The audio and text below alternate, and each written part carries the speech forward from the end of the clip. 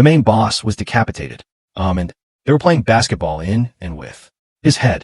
Mexico just opened a new prison, and details about what is happening in there are extreme. From decapitations to taking the number 2 with no tissue paper right next to where you sleep. In this video, I have some of the most brutal details from his prison. Let us begin. Inside Mexico's most extreme prison, where hope goes to die. They call it the end of the road, but that's too generous. In Mexico, just miles from the U.S. border, lies a prison so extreme, so psychologically destructive that even convicted cartel assassins, men who've hacked enemies to pieces with chainsaws, have begged not to be sent there. A place where the walls do more than hold criminals, they erase them. Welcome to La Mesa, not a prison, a punishment. Total anarchy. No more corrupt. They're better for me. Behind bars is a struggle just to survive, and only the strongest will survive. And now Mexico just took a step further. A brand new ultra-isolation wing exclusively for the most dangerous cartel bosses, men who once ruled cities, now locked in rooms no larger than a walk-in closet. No visitors, no phone calls, no light, no escape. But here's the disturbing part. La Mesa didn't always look like this. In fact, it used to be called El Pedo, or the Little Town. Why? Because inmates ran the show. We're talking shops, restaurants, even brothel. Inside the prison, cartels weren't just thriving. They were recruiting, killing, and conducting business right from their bunk beds. What changed? One man. Since 2014, Director Caesar Daniel Ramirez Aquino has ruled La Mesa with a level of control that would make North Korean wardens take notes. And under his watch, the Mexican government has quietly converted La Mesa into what is effectively a human filing cabinet. Stack them, isolate them, and erase the man before the sentence is even up. But why now? Why is Mexico doubling down with an even harsher supermax system for cartel inmates? Well, that's where this gets dark, because the answer might not just be about justice. It might be about revenge, or worse, control. But first, let's go back to where it all began. Tijuana, border city, Sin City, and one of the most dangerous places in the Western Hemisphere. Drug routes, illegal crossings, and cartel turf wars have turned this party hotspot into a powder keg of death and desperation. And when things go wrong, they end up at La Mesa, Tijuana, Mexico, just over the U.S. border. Weapons go to Mexico, drugs to the U.S. A battle that rages on with no end in sight. At the center of this chaos sits the new ultra-restrictive wing of La Mesa, Section 6. The prisoners here aren't just dangerous. They're leaders, shot callers, men like Francisco who once tortured rivals for sport. His new reality, a dark, airless concrete box with no soap, no toilet paper, and barely enough water to survive. Commander Flores continues his hunt for rears in Section 6. Their risk potential extremely high. The air inside the isolation unit is described as suffocating. Mold spreads across the walls like cancer. Inmates are forbidden from even seeing the sun, some for months at a time. This isn't rehabilitation. It's something else entirely. It's a calculated system to break the inmate before the sentence ends. And if you think the guards are in control, think again. According to former hitmen who serve time in prisons like these, the real power still lies with the cartel. Guards are often forced to look the other way, or else the ones that are in charge are the inmates, and the cartel that runs the prison system. For every prison that there's a cartel behind it. Let that sink in. This isn't just a war on crime. This is a war within the walls. And the strategy is brutal. Inmates from rival cartels are forced to share space just close enough to breed tension, but not close enough to resolve it. This results in an emotional and psychological standoff that rarely ends well. Cartel enemies side by side for years. No wonder La Mesa has had multiple full-scale riots. One insider describes a massacre where 14 inmates were slaughtered in a single night, and the main cartel boss beheaded. And yet, Mexico has decided this place needed to be even tougher. Why? I ended up getting in a maximum security, and the riot popped off right 2 weeks when I was in there. There was 14 people killed. The main boss was decapitated. And they were playing basketball and in with his head. Some believe it's because cartel influence has outgrown the streets. They've corrupted police, politicians, even judges. So now the government is retaliating the only way it can by stripping their power inside these walls. But here's where it backfires. Inmates like Taylor Elliott Howard, who aren't cartel members, are thrown into the same hell. He didn't traffic drugs. He was accused of stealing a car. And now he's sentenced to 9 years in what many describe as psychological torture. The living conditions here is terrible. I'm a combat veteran. I'm a United States Marine. I've seared in the Iraqi War. I'm decorated. Over there, I'm a hero. Over here, I'm a villain. And the isolation is complete. American inmates say no one speaks English. There are no interpreters, no calls to family, no visits. They lock you up and throw away the key, Taylor says. He's not exaggerating. Pretty much what they try to do here is they'll lock you up and throw away the key. And if you're sick, good luck. Taylor claims that 9 inmates on his tier alone have died simply due to untreated illness. That's not hearsay. That's survival roulette.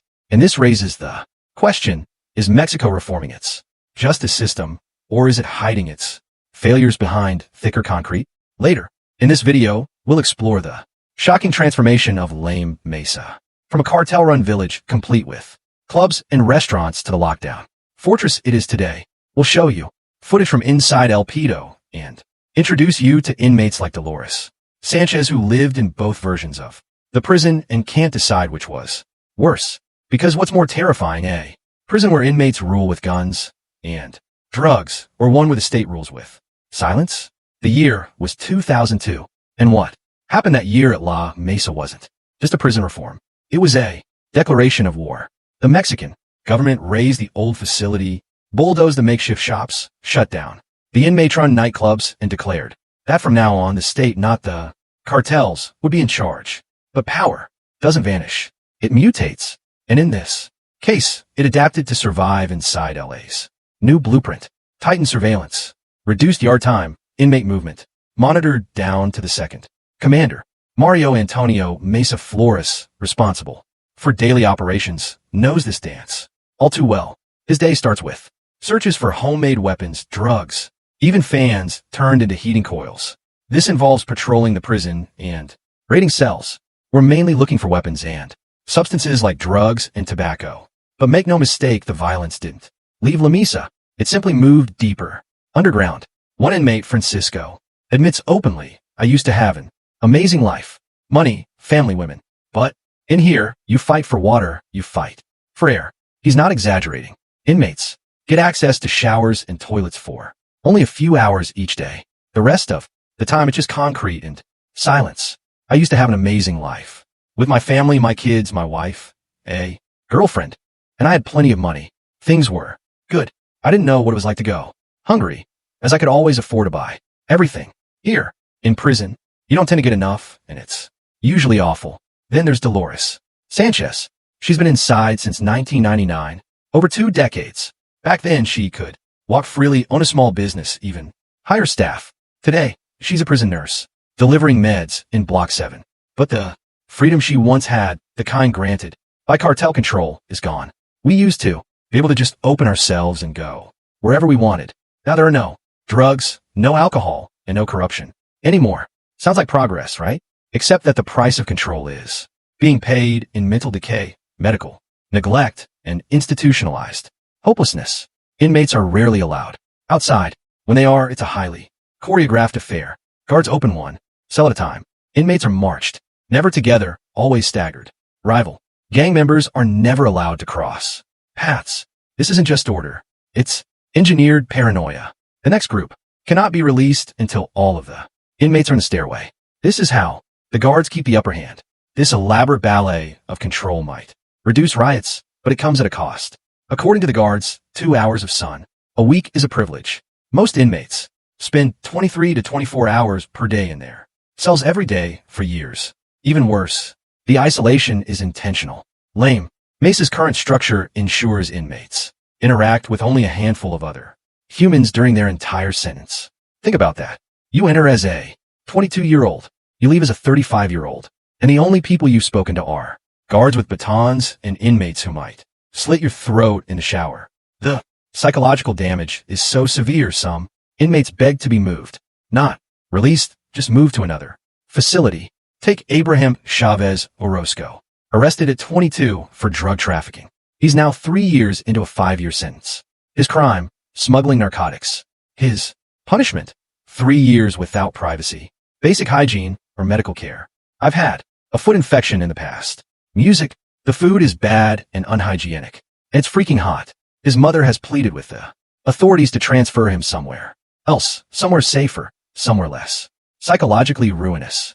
But in Lame Mesa, even hope is on lockdown. Because, make no mistake, Lame Mesa is not just a prison for cartel killers. It's also a prison for poor people, for foreigners, for the unlucky, and for some like Taylor, it's a coffin with a TV. The ultimate consequence is what the inmates call the hole. This is the isolation block, dark, moldy, airless. Even the guards hesitate to enter. And if you think that's an exaggeration, think again. Inmates here don't just suffer in silence, they rot. Inmates vegetate in isolation for days on end. The cells are dominated by sweat, stagnant air, and an ever-increasing amount of mold on the walls. There's no running water, no electricity, no human contact. Inmates don't know when they'll be allowed out. Sometimes it's weeks, other times never. The worst part, you don't even need to be violent to get thrown in there. Forget to wash a dish, smuggle a cookie, or just talk back. That's enough. As the prison director once explained, I'm very proud. This prison used to be notorious. Now we have everything under control. Control. That's the real story here. Not reform, not rehabilitation. Control. Because what happens when you reduce a man to just a number in a cage? The answer is simple. You don't reduce violence. You manufacture it. Coming up next, we'll show you just how far this system goes and introduce you to a former Mexican hitman who reveals how the prison guards and cartels work together to keep the blood flowing. You'll also learn how some inmates get away with murder behind bars, how one prison riot ended with cartel members playing basketball with a decapitated head, and what it really means to be protected by the Mexican government. But most terrifying of all, we'll ask the question Mexico doesn't want to answer. What happens when the cartels are locked up and still more powerful than the government? Cartel bosses still run the show even from solitary confinement. If you thought La Mesa was brutal, you haven't heard what happens when the prison walls aren't strong enough to contain the cartels. Because sometimes the prison doesn't control the criminal controls the prison.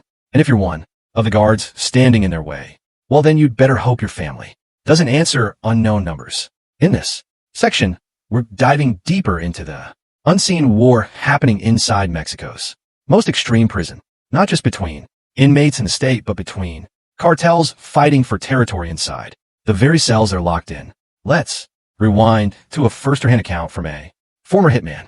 This man raised between the U.S. and Mexico became a sicario for both the Sinaloa cartel and La Familia Mexicana. He knew cartel warfare like most of us know traffic patterns, in his insight into the prison system. Terrifying. It's basically the same law that Pablo Escobar told the government. Now it's Platmo. You know, it's money or lead, whichever one you want. According to him, every prison in Mexico is run by a cartel. The guards just props in a power play. You cooperate, you live, you resist, you disappear. And if you're a correctional officer who tries to do the right thing, you end up as a warning to others. I've known a lot of inmates in Mexico that have been felons in the U.S. They tell me, over there, it's a 5-star hotel compared to where we're at now. Inside La Mesa, alliances are carved out of fear, and rivalries, they don't just simmer. They explode, like the now infamous riot described by that same hitman. 14 killed, 1 beheaded, his head used as a basketball. Guards stood outside the maximum security wing and did nothing. Why? Because the cartels told them not to enter, and the riot popped off right 2 weeks when I was in there. There was 14 people killed. The main boss was decapitated. And they were playing basketball and with his head. Let that sink in. In La Mesa, there are 2 justice systems. One written in law books, the other written in blood. That's why the Mexican government is so desperate to maintain order. Director Acabdo knows this. He's the architect of the new La Mesa, a system so tight that the most dangerous cartel members don't even see each other, let alone the guards. In Section 6, inmates from opposing gangs are deliberately scheduled at different yard times, and even then, it's only for 2 hours a week. At most, if someone breaks the rules, they vanish into solitary confinement. But don't confuse solitary with safe. One former inmate described these cells as coffins with mold. You sweat, you suffocate, and you don't know when you're getting out. Water trickles from rusted pipes. Food is minimal. Sometimes, guards forget you exist. All you can do is sit or stand up for a short amount of time. We're in total isolation without any air supply apart from one small fan. They just leave us to rot away in here and shut the doors. And still, despite all of that, the cartels manage to thrive. How? Through fear, through bribery, and through a network more efficient than the government itself. The former hitman admitted to interrogating other inmates with the permission of guards. He had access to phones, weapons, and classified information, all thanks to cartel influence. And what was his job? In prison? Simple. Find out who's loyal and who's not. We would go in with the permission of the correctional officers, pull out smartphones, start interrogating inside of the prison. He described prisons where guards prostituted female inmates to make extra money, where inmates interrogated other inmates, and where the very lawyers defending cartel members were working for rival gangs, making sure their clients never got out. La Mesa, for all its structure and steel, is still vulnerable to corruption. Even the inmates know it. That's why someone like Taylor Elliott Howard, a U.S. Marine who found himself behind bars, feels completely abandoned. He doesn't speak Spanish. The guards don't speak English. There's no translator and no one cares. In his words, they don't try to have any interpreters or anything like that. So as far as us, we're in trouble. There's no help out. They're really. And that brings us to one of the most sinister elements of Mexico's new prison strategy: intentional psychological degradation. When you remove language, you remove power. When you remove sunlight, you remove time. And when you remove human contact, you remove identity. It's not about punishment anymore. It's about making you disappear before you're even dead. And that's exactly what happened in La Mesa before its 2002 reform. Back then, the prison was an open-air bazaar for cartel bosses who lived in luxury, while poor inmates starved. There were fast food restaurants, bars, and even brothel run by inmates, guarded by nobody. We used to have computers. We had restaurants. We all had good money. Then the riots came and the debt started piling up. So the state responded by tearing it all down. But instead of fixing the system, they build a cage so tight it crushes everyone inside it, criminal or not. And it gets worse. Medical neglect is rampant. Taylor revealed that 9 people on his tier died from untreated illness. Not the whole prison, just his block. There's been 9 people on this tier who have just died for being sick and stuff like that. That's not including the whole jail, just the people on this tier on this floor right here. Water is rationed. Hygiene products must be bought with money from outside. And guess what? If your family doesn't visit, you get nothing. You don't even get a toothbrush. One inmate put it bluntly: let the dogs eat me. That's the life I chose. But here's the twist. That same former cartel hitman, after spending years living like a ghost, walked away. He dropped his gun, abandoned his cartel-protected status, and escaped the only life he'd ever known. Why? Because he realized that even the top men, the killers, the traffickers, the untouchables were disposable. He was beaten, tortured, betrayed. The cartels he bled for, they left him behind. So he started over, became a boxing coach, began working with at-risk youth in Mexico, teaching them to fight, but not the way he used to. Nowadays, I'm a boxing instructor, trying to give them the best advice to avoid what one has been through. Because deep down, he knows what's waiting behind those prison walls. Not redemption, not forgiveness, just the slow, invisible death of everything human. And yet, Mexico continues to build prisons like La Mesa, prisons where everything is monitored, but nothing is healed. Where the problem isn't just who they're locking up, it's who they're letting rot. And here's the most haunting part. These are the ones who got caught. Next, we'll follow the trail outside the prison walls to the neighborhoods of Tijuana, where cartels still operate with near impunity. We'll show you how La Mesa is just one spoke in a much larger wheel, how children are recruited as lookouts, and how drug empires continue to thrive despite the government's crackdown. But most importantly, we'll explore what the Mexican government doesn't want to admit: that these prisons might not be a solution. They might be a symptom. The war isn't in the prison. It's in the streets that feed it. So far, we've shown you how Mexico's most extreme prison, La Mesa, went from cartel-run chaos to state-sanctioned isolation. We've exposed how cartel leaders still wield influence even from behind reinforced walls. And we've shown you what happens to those who slip through The cracks. Forgotten, voiceless, erased. But here's what the government won't tell you. La Mesa isn't the solution. It's the fallout. The real battlefield is outside the prison walls. In the streets of Tijuana, where kids carry lookouts radios instead of toys. Where armored SUVs don't belong to police, but to cartel lieutenants, and where murder is just another line item in the local economy. And the scariest part, the violence inside the prison is just a mirror. As La Mesa's own director says, what goes on outside the prison is exactly the same as what goes on inside the prison. It's just a mirror for the city. So, how do we get here?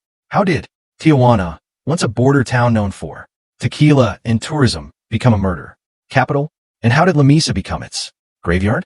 To understand that, we need to go beyond the cells and into the pipeline of violence that begins long before arrest.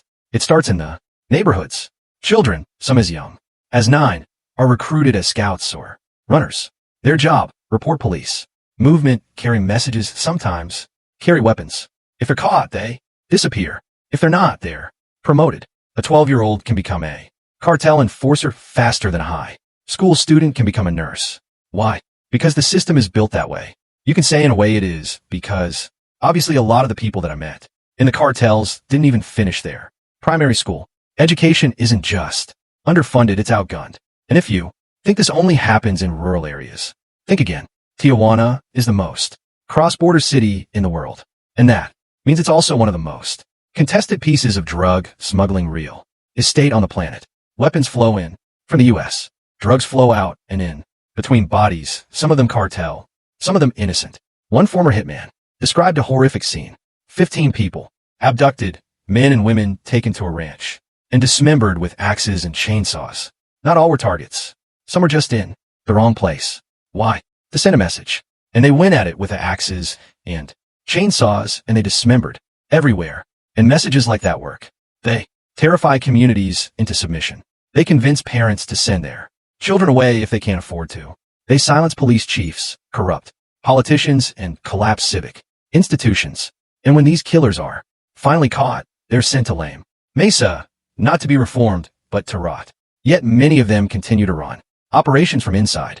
They issue hits, manage drug routes, even extort guards, not because the system is weak, but because the system has already bent to their will. As one former inmate said, for every prison, there's a cartel behind it. And so the circle continues. Outside, fear replaces law. Inside, isolation replaces hope. And somewhere in between, Mexico's war on drugs morphs into a war on its own people. Even the inmates know it. Take Dolores, who served more than 20 years behind bars. Once a woman of power in the inmate-run village of Old La Mesa, she now acts as a nurse. And yet when asked whether she prefers the new prison or the old one, she can't decide. Even now, Dolores isn't sure which of these two worlds is better and which one is tougher. Because one gave her danger, but freedom, the other gave her safety, but silence, and neither gave her dignity. Meanwhile, American inmates like Taylor Elliott Howard, who once served in Iraq, find themselves stripped of every ounce of identity. Once a Marine, now a forgotten foreigner. He can't even buy toilet paper without outside money. He makes jewelry to trade for soap. I sell for hygiene stuff. Toothpaste, toothbrush, soap, stuff like that. Toilet paper, because they don't supply none of that. The government says it's about control. But at what cost? Because when you push a man to the edge, remove his food, his water, his voice, he doesn't just break. He changes. And when thousands of those men are released back into society, hardened, bitter, traumatized, what exactly are we unleashing? We asked a former cartel soldier if he felt regret. His answer was that he felt it only for the people he loved, not for the people he killed. That's not rehabilitation. That's indoctrination. In Mexico's most extreme prisons, they don't just contain monsters. They manufacture them all in the name of order. The truth is the violence inside La Mesa didn't start there. It was imported from broken homes, failed schools, abandoned communities, and years of silence. Because long before someone ends up in a prison cell, they've already been through a far more punishing system. Poverty. And in Mexico, poverty isn't just a struggle. It's a trap that criminals know how to exploit better than the state does. Cartels offer what the government never could: money, respect, and power. One former cartel soldier told us, most of the people I met in the game didn't even finish primary school. That wasn't a coincidence. It was design. When education fails, when jobs vanish, and when violence is normalized from childhood, the cartel becomes the only ladder out. The type of music that they hear, what they see on TV, that's what they feel inspired to be like, when in reality, they have no idea what that life is all about. So how do we fix it? La Mesa was supposed to be the answer, but instead of breaking the cycle, it became the next link in the chain. The prison's design ensures inmates are cut off from everything: family, language, support, even basic hygiene. In some cells, water flows just a few hours a day. In others, inmates sleep 5 to a bed, some even on top of toilets. And the guards, they're not always the good guys. As former inmates revealed, many guards are trapped themselves, caught between doing their job or protecting their families. One described it like standing between the sword and the wall. You obey the cartel, or you disappear. So they try to just keep it chill, in the way that they know who not to mess with and who they can obviously put their hands on. So what happens when an inmate resists the system? What if, like the exit man we met, someone decides to break free from that life? You'd think redemption follows. It doesn't. Even after escaping cartel life, he was nearly killed. He ended up in maximum security, where a riot broke out just 2 weeks into his sentence. 14 people were murdered. The prison boss decapitated the inmates, used his head like a toy, and no one stopped them. Why? Because no one dared. And the riot popped off right 2 weeks. When I was in there was 14 people killed. The main boss was decapitated. And they were playing basketball and with his head. That is the level of chaos these prisons are operating under. Not rehabilitation, not order, but containment barely. And for those who do get out, what kind of freedom are they returning to? Take inmate Francisco, a convicted cartel killer. He served 7 years at La Mesa. He hasn't heard from his family. He thinks his kids have turned to crime. And the only thing he has left, a photograph. I'm always thinking about my kids, my sons. I look at this photo every morning. Meanwhile, Abraham, the 22-year-old drug mule who still clings to hope, is desperate for a prison transfer. Why? Because in La Mesa, hope is contraband. He gets no sunlight. He sweats through a 100 degree of heat. He hasn't hugged his sister in 3 years. And his only crime, being young, poor, and expendable. Taylor, the U.S. Marine, says it best. Just going with it, not trying to think about it too much. You don't want to stress on the situation. Because in a system like this, thinking too much gets you killed. Which begs the question, if prisons like La Mesa are producing more trauma than they prevent, why does Mexico keep building them? Because prisons serve a second purpose. Optics. To the public, places like La Mesa send a message: we are in control. To the cartels, they're a speed bump. And to the inmates, they're reminders that you're not a man. You are a problem. And problems don't get solved. They get locked up. But here's the twist nobody expects. Some inmates, after years in this concrete purgatory, say they don't want freedom. Why? Because the outside world is worse. It's chaotic, unpredictable, and filled with memories they'd rather not face. In prison, they know the routine. They know the enemy. And they know the price. As Dolores, serving 34 years, says, when she gets out, she'll have to learn a new world, new people, new technology, and no guarantees. Why get out of here? I need to start with coming to grips with the new technology, and people have changed too. She's not alone. Others, like the former cartel gunman, speak of post-traumatic stress disorder, insomnia, and emotional numbness. They don't know how to re-enter society because the prison changed them. No, the system changed them. They told me that I'm very cold. So, it's something that you can't just let go out of the blue. So what now? We've shown you a prison so extreme that sunlight is a privilege. We've shown you a city so fractured that children grow up choosing gangs over graduation. We've shown you how the most dangerous cartel leaders still run operation from behind bars, and how the state, despite its best efforts, can't keep up. But most of all, we've shown you that La Mesa isn't the end of something. It's the beginning. Because until Mexico fixes the reasons people end up in prisons like these, it doesn't matter how many walls you build. Someone will always climb over them or die trying. That brings us to the end of this video. For more interesting videos like this, click on the cards on your screen.